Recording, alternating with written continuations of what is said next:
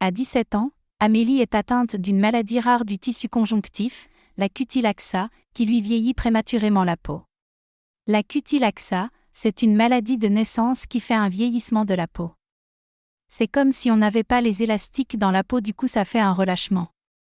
À 17 ans, Amélie a la maladie cutilaxa, une pathologie rare du tissu conjonctif qui provoque un vieillissement accéléré des cellules.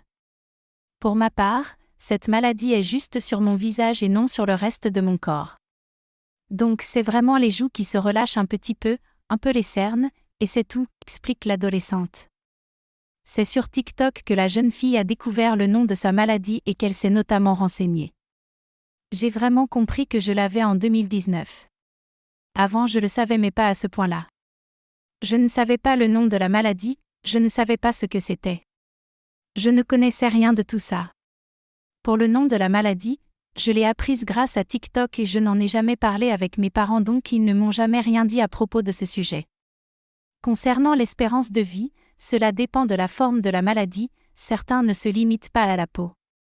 Amélie est atteinte d'une forme peu sévère. Les médecins l'ont rassurée, il y en a qui m'ont dit que j'allais mourir à 14 ans, c'est faux. J'en ai 17 et je suis toujours là.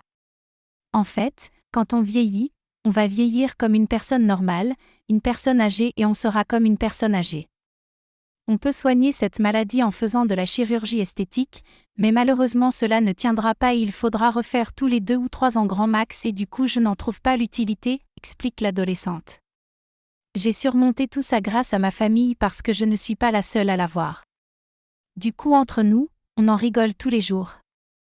Après, ce n'est pas facile pour certains, mais nous on en rigole et je préfère en rigoler qu'en pleurer. Je l'accepte en me disant que dans la vie, il y a toujours pire.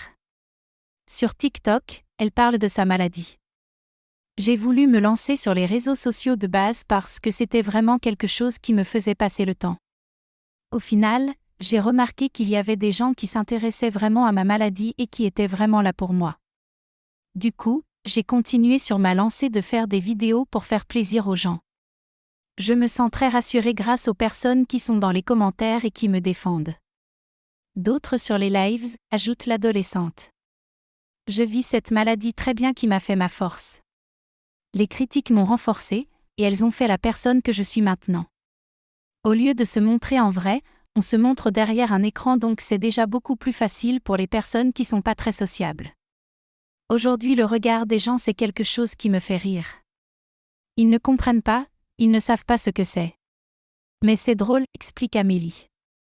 Abonne-toi pour plus de vidéos.